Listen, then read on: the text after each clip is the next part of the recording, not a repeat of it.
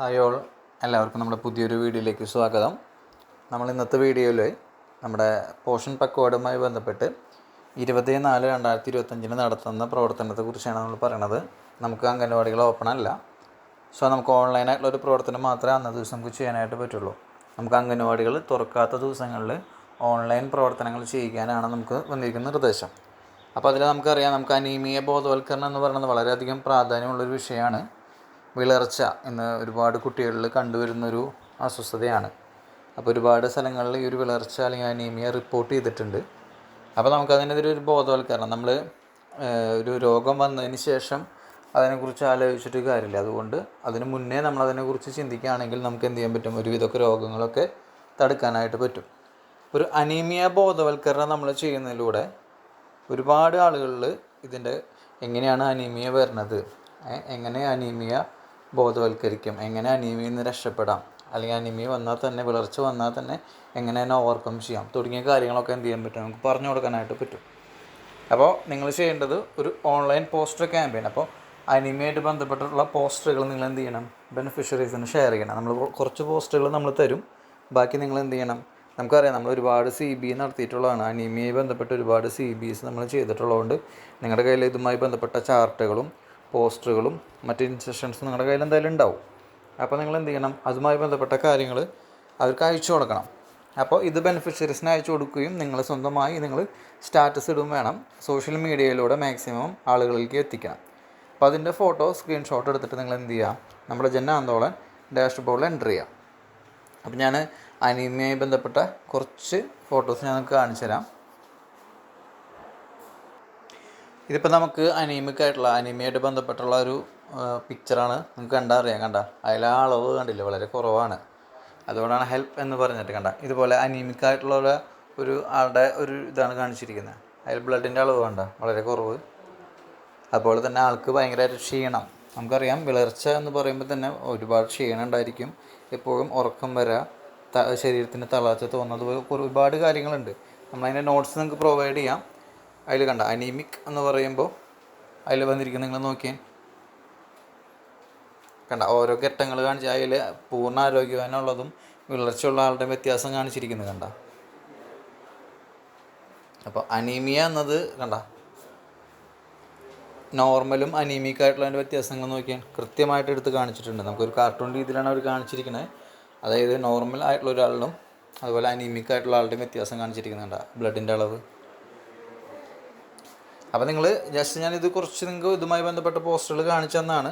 അപ്പോൾ നിങ്ങൾ ചെയ്യേണ്ടത് എന്താണെന്ന് വെച്ച് കഴിഞ്ഞാൽ, ഇതിൻ്റെ കുറിച്ച് കൃത്യമായിട്ട് ഓൺലൈൻ പോസ്റ്റർ ക്യാമ്പയിൻ എന്ന് പറയുമ്പോൾ ജസ്റ്റ് നിങ്ങൾ വെറുതെ ഫോട്ടോസ് അയച്ചോ മാത്രം പോരാ, ഇതുമായി ബന്ധപ്പെട്ടിട്ട് അവർക്ക് പറഞ്ഞു കൊടുക്കണം.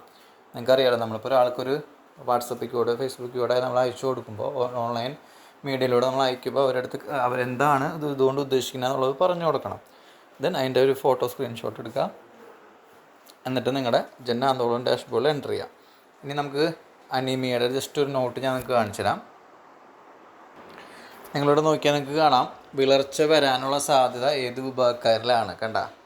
കൃത്യമായിട്ട് പറയുന്നുണ്ട്. സ്ത്രീകൾ, അതിൽ പ്രതിമാസ ആർത്തവ കാലയളവിലും പ്രസവ സമയത്തും രക്തം നഷ്ടപ്പെടുന്നത് വിളർച്ചയ്ക്ക് കാരണമാകും.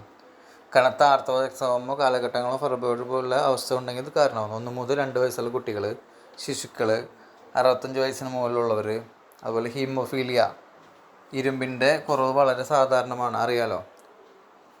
സിക്കിൾ സെൽ അനീമിയ, അതുപോലെ സമീകൃത ആഹാരം കഴിക്കാത്ത ആളുകൾ, ഇവർക്കൊക്കെ ഈ അനീമിക് ആവാനുള്ള ചാൻസ് കൂടുതലാണ്. ഹുക്വാം ബാധമുള്ളവർ, കൗമാരപ്രായക്കാർ. കൃത്യമായിട്ട് നമുക്ക് ഈ നോട്ട്സ് ഇതൊക്കെ നമ്മൾ മുൻ സമയങ്ങളിൽ നിങ്ങൾക്ക് അനീമിയയുമായി ബന്ധപ്പെട്ട് അയച്ചു തന്നിരിക്കുന്ന നോട്ടുകളാണ്. നിങ്ങൾക്ക് ആവശ്യമുണ്ടെങ്കിൽ നമ്മളിത് ഇനിയും പ്രൊവൈഡ് ചെയ്യും. അല്ലാതെ തന്നെ നിങ്ങൾക്ക് എന്ത് ചെയ്യാനായിട്ട് പറ്റും, ഒരുപാട് പോസ്റ്ററുകൾ നമ്മുടെ ഗൂഗിളിൽ നിന്ന് കിട്ടും. അപ്പോൾ നിങ്ങൾ എന്ത് ചെയ്യണം, ഗൂഗിളിൽ നിന്ന് നിങ്ങൾക്ക് സെർച്ച് ചെയ്ത് കഴിഞ്ഞാൽ അനീമിയയുമായി ബന്ധപ്പെട്ട നോട്ടുകളും അതുമായി ബന്ധപ്പെട്ട ഒരുപാട് പോസ്റ്റർ നിങ്ങൾക്ക് ലഭിക്കും. അത് നിങ്ങൾ എന്ത് ചെയ്യണം, നിങ്ങളുടെ ബെനിഫിഷ്യറീസിന് ഷെയർ ചെയ്ത് കൊടുക്കണം. വിളർച്ചയുടെ ആദ്യ ലക്ഷണങ്ങൾ എന്തൊക്കെയെന്ന് പറയുന്നുണ്ട്. വിളർച്ചയുടെ ആദ്യ ലക്ഷണങ്ങൾ എന്തൊക്കെ മനസ്സിലായ? ചർമ്മത്തിൽ, കണ്ണുകളിൽ, നഖങ്ങളിൽ എന്നിവയെല്ലാം വിളറിയതായി കാണപ്പെടുന്നതാണ് വിളർച്ചയുടെ ആദ്യ ലക്ഷണം. വിളർച്ചയുടെ ആദ്യ ലക്ഷണം അതാണ് കേട്ടോ. കാരണങ്ങൾ പറഞ്ഞിട്ടുണ്ട്. പിന്നെ നിങ്ങൾ നോക്കിയാൽ വിളർച്ചയുടെ ലക്ഷണങ്ങൾ എന്ന് പറയുന്നത് തലവേദന, വിശപ്പ് കുറയുക, ക്ഷീണം, ബലഹീനത, ശ്വസനശേഷി കുറയണത്, തലചുറ്റൽ, കണ്ണുകൾക്ക് ചുറ്റുള്ള വീക്കം വരാം, ചർമ്മത്തിലും നഖങ്ങളിലും കണ്ണിലും ഉണ്ടാകുന്ന വെളുത്ത നിറം ഉണ്ടാവാം, ഹൃദയമിടിപ്പ് കൂടാം, ഉറക്കമില്ലായ്മ വരാം. ഇതൊക്കെ വിളർച്ചയുടെ ഭാഗമായിട്ട് നിങ്ങൾക്ക് വരുന്ന ലക്ഷണങ്ങളാണ്. വിളർച്ചയുള്ള ആളുകളുടെ ജീവിതശൈലിയിൽ വരുത്തേണ്ട മാറ്റങ്ങൾ കണ്ട, ഇലക്കറികൾ കഴിക്കണം, പയറുവർഗ്ഗങ്ങൾ കഴിക്കണം, എള്ള്, വിറ്റാമിൻ സി കഴിക്കണം, വർദ്ധിപ്പിക്കണം, ഉണക്കമുന്തിരി, ഈന്തപ്പഴം കഴിക്കണം കണ്ട. അപ്പോൾ ഡീറ്റെയിൽ ആയിട്ട് നമുക്കിതിനെക്കുറിച്ച് പറഞ്ഞു തരുന്നുണ്ട് നിങ്ങൾക്ക്. ഇതിൻ്റെ ലക്ഷണങ്ങൾ എന്തൊക്കെ ചെയ്യണം, എന്തൊക്കെ പ്രതിരോധിക്കണം കണ്ട. അപ്പോൾ ഈ നോട്ട്സ് നിങ്ങൾക്ക് ആവശ്യമെങ്കിൽ നമ്മളത് നിങ്ങൾക്ക് അയച്ചു തരും. അപ്പോൾ നിങ്ങൾ എന്ത് ചെയ്യുക, ഈ പറഞ്ഞ കാര്യങ്ങളനുസരിച്ചിട്ട് അനീമിയയുടെ ഒരു ഓൺലൈൻ പോസ്റ്റർ ക്യാമ്പയിൻ, വിളർച്ചയുമായി ബന്ധപ്പെട്ട ഒരു ഓൺലൈൻ പോസ്റ്റർ ക്യാമ്പയിൻ നിങ്ങൾ നടത്തണം. അപ്പോൾ അതിൻ്റെ പോസ്റ്ററുകളും ഇതുപോലെ നോട്ട്സുകളും നിങ്ങൾ ബെനിഫിഷ്യറി അയച്ചു കൊടുക്കുക. അതിന് സ്ക്രീൻഷോട്ട് എടുക്കുക. നമ്മൾ ചുമ്മാ അവർക്ക് ഇത് അയച്ചു കൊടുക്കുക എന്നുകൊണ്ടല്ല ഉദ്ദേശിക്കണേ, ഇതിലൂടെ അവർക്ക് ബോധ്യപ്പെടണം, ഈ ഒരു അസുഖം ആർക്കും വരാത്ത രീതിയിലേക്ക് മാറണം. സോ നമുക്കിനി ഇതെങ്ങനെയാണ് നിങ്ങൾ എടുത്തു വെച്ച സ്ക്രീൻഷോട്ട് നമ്മുടെ ജൻ ആന്തോളൻ ഡാഷ്ബോർഡിൽ എൻ്റർ ചെയ്യുക എന്നുള്ളത് നമുക്ക് നോക്കാം. അതിനായിട്ട് നിങ്ങൾ നിങ്ങളുടെ ഗൂഗിൾ ക്രോമിൽ പോവുക. അവിടെ നിങ്ങൾ ജൻ ആന്തോളൻ എന്ന് ടൈപ്പ് ചെയ്യുക. നിങ്ങൾക്ക് അവിടെ തുറന്നു വരും, ജൻ ആന്തോളൻ തുറന്നു വരും.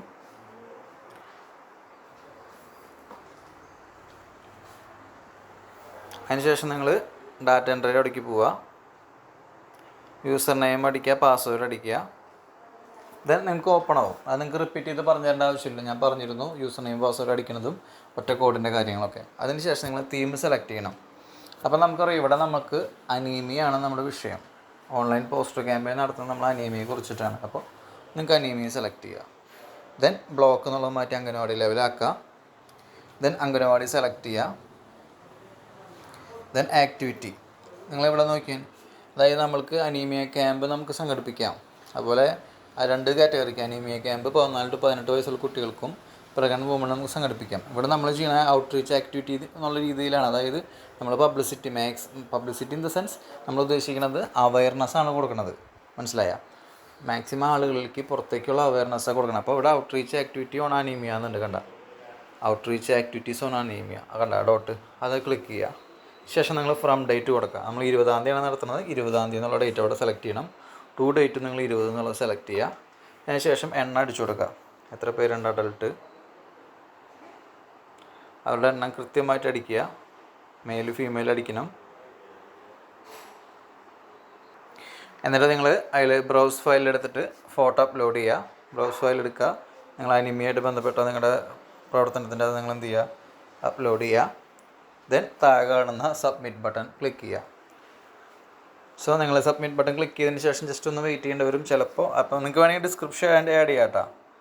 അനീമിയ അവയർനെസ് എന്നുള്ള രീതിയിൽ നിങ്ങൾക്ക് എന്ത് ചെയ്യാം, ഡിസ്ക്രിപ്ഷൻ ആഡ് ചെയ്യാം. അതിന് ശേഷം നിങ്ങൾ സബ്മിറ്റ് ബട്ടൺ കൊടുക്കണം. അപ്പോൾ സബ്മിറ്റ് ബട്ടൺ കൊടുത്തു കഴിയുമ്പോൾ ഓട്ടോമാറ്റിക്കലി അത് സക്സസ്ഫുള്ളി സബ്മിറ്റഡ് എന്ന് പറഞ്ഞിട്ട് കാണിക്കും. അപ്പോൾ നിങ്ങളുടെ ചെയ്ത ഒരു പ്രോസസ്സ് കറക്റ്റ് കംപ്ലീറ്റ് ആയിട്ട് കഴിഞ്ഞിട്ടുണ്ടാവും.